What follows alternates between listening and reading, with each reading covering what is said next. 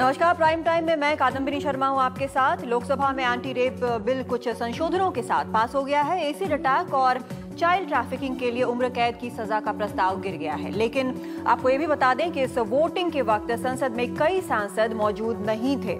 उधर कैबिनेट ने खाद्य सुरक्षा बिल पास कर दिया है और 80 करोड़ लोग बताया जा रहा है कि इसके दायरे में आएंगे। इसके तहत चावल 3 रुपए किलो, गेहूं 2 रुपए किलो और ज्वार बाजरा 1 रुपए किलो मिलेगा। इसका फायदा जब सरकार को होगा तब होगा, लेकिन पिछले कुछ दिनों से तमिलनाडु में श्रीलंका में तमिलों पर ज्यादतियों के खिलाफ चल रहे विरोध प्रदर्शन का असर यहां दिल्ली में दिखा।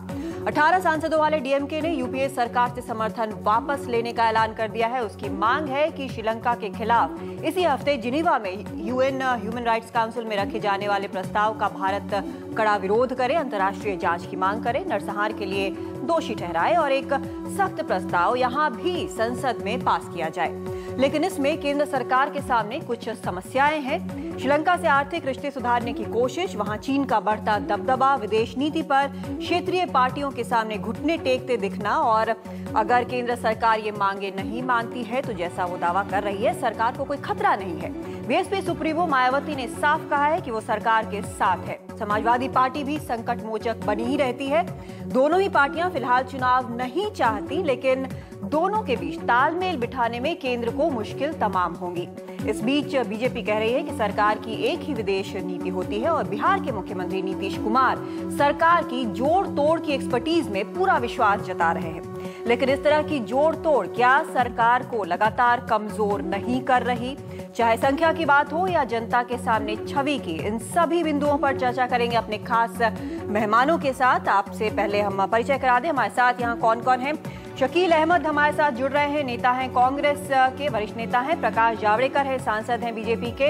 हमारे साथ दिल्ली स्टूडियो में शशांक मौजूद हैं, पूर्व विदेश सचिव हैं। नीरजा चौधरी हैं हमारे साथ, वरिष्ठ पत्रकार। हमारे साथ एक और खास मेहमान जुड़ेंगे कुछ ही देर में, लेकिन सबसे पहले शकील जी मैं आपके पास आना चाहूंगी। सरकार दावा कर रही है कि कुछ भी गड़बड़ नहीं होगी, नंबर्स पूरे हैं, कोई समस्या नहीं होगी। ये कॉन्फिडेंस जो है वो क्यों नजर आ रहा है? कोई चिंता क्यों नहीं नजर आ रही है? क्या ये डीएमके जो कर रही है वो उसे, कुछ लोग ये भी बता रहे हैं, कुछ एक्सपर्ट्स ये भी बता रहे हैं कि सिर्फ ये नूरा कुश्ती है? नहीं, ये बात नहीं है कि सरकार चिंतित नहीं है। अगर ये बात नहीं होती तो आपने आज तमाम समाचार पत्रों में, मीडिया में है, कल हमारे 3 मंत्री, एंटोनी साहब, गुलाम नबी आज़ाद जी जो मंत्री भी हैं और तमिलनाडु के इंचार्ज हैं वो भी, चिदम्बरम साहब जो वित्त मंत्री हैं, ये सब लोग मिलने गए थे करुणानिधि जी से और सरकार का पक्ष इन्होंने रखा था। इसलिए ये बात नहीं है कि सरकार चिंतित नहीं है। हाँ, ये बात ज़रूर है कि जहाँ तक सरकार के सर्वाइवल का सवाल है, जो 272 का आंकड़ा जिसको कहते हैं, उससे काफ़ी ज़्यादा सरकार के पास है डीएमके के को माइनस करके भी। लेकिन डीएमके माइनस न हो, हम इसका भी प्रयास कर रहे हैं और इसी दिशा में सरकार विचार विमर्श कर रही है। मगर उसमें कुछ समस्याएं भी है। हमारी सिर्फ डीएमके बाहर न हो ये भी हमारी इच्छा है, लेकिन राष्ट्र के जो व्यापक हित हैं और राष्ट्र के हितों पर अगर दूरगामी कोई प्रतिकूल प्रभाव, कोई खराब प्रभाव पड़ेगा तो स्वाभाविक रूप से यूपीए सरकार और कांग्रेस पार्टी उसके पक्ष में भी नहीं है। इसलिए सभी चीज़ों को बैलेंस करते हुए, सभी चीज़ों का ध्यान रखते हुए हम चाहते हैं कि, और ये बात सही है कि तमिल ओरिजिन के जो लोग हैं श्रीलंका में, वो भारतीय मूल के लोग हैं। तमिलनाडु के लोगों की भावनाएं जुड़ी हुई हैं उनसे। तमिलनाडु हमारे देश का अंग है। हम उनकी भावनाओं की अनदेखी नहीं कर सकते हैं।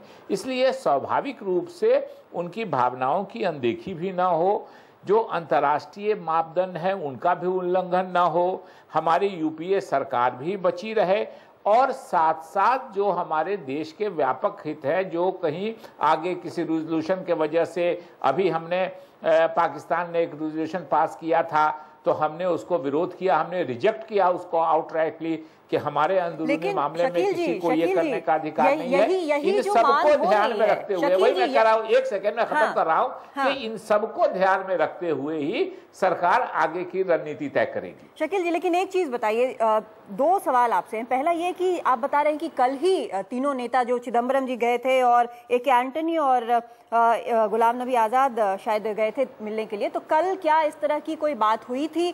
लेकिन अगर उस तरह की बात होने के बावजूद डीएमके ऐसा कदम उठा रही है, यानी कि सरकार को लुढ़कने के मामले में भी चिंता करनी चाहिए। नहीं, चिदम्बरम साहब ने बहुत साफ आके कहा कि उनसे कल भी बात हुई थी और वो हम लोगों ने उसका संज्ञान लिया है। हम लोग उसके बारे में आपस में बात भी कर रहे हैं।